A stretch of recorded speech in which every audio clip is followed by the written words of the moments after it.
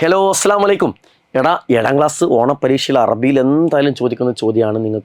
ഒരാളെക്കുറിച്ചുള്ള paragraph തരും, എന്നിട്ട് നിങ്ങളോട് പറയും അതിൻ്റെ ബയോഡേറ്റ ഫില്ല് ചെയ്യാൻ വേണ്ടി പറയും. വളരെ സിമ്പിളാണ് കേട്ടോ. നമുക്കതെങ്ങനെ നോക്കാം. ഓക്കെ, ഒന്നാമത്തെ ഇസ്മ്, പേരാണ് അല്ലേ. പേര് എവിടെ ഉണ്ടാവും? ഈ പാരഗ്രാഫിൽ ഫസ്റ്റിലുണ്ടാവും പേര് അല്ലേ.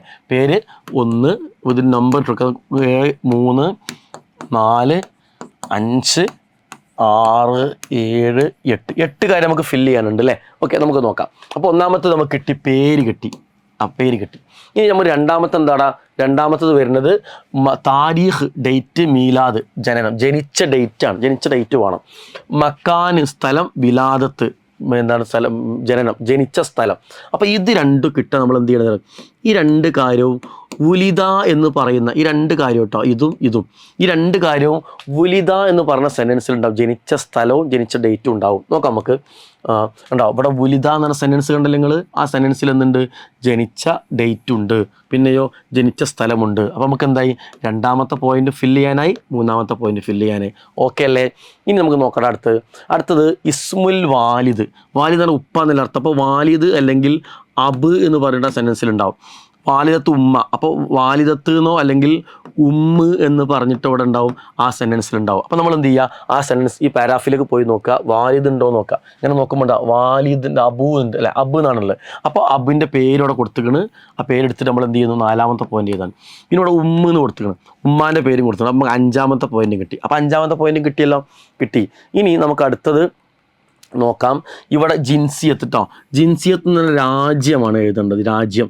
അപ്പോൾ ഇന്ത്യക്കാരനായതുകൊണ്ട് നമ്മൾ ഓൾറെഡി ഇവിടെ ഹിന്ദിയും എഴുതിയിട്ടുണ്ട്. വേറെ രാജ്യങ്ങളാണെങ്കിൽ അവിടെ രാജ്യം കൊടുത്തിട്ടുണ്ട്. അവിടെ വുലിദ എന്ന് പറഞ്ഞ സ്ഥലത്ത് രാജ്യം കൊടുത്തിട്ടുണ്ടാവും.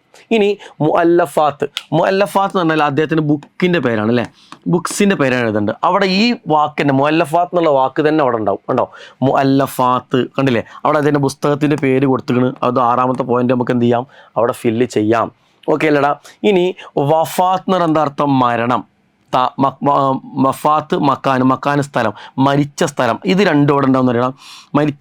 മരിച്ചതിനെ കുറിച്ച് പറഞ്ഞ കാര്യങ്ങൾ തൂഫിയ എന്ന് പറയുന്ന എന്തുണ്ടാവും? സെൻറ്റൻസിലുണ്ടാവും. തൂഫിയ നോക്കാം നമുക്ക്.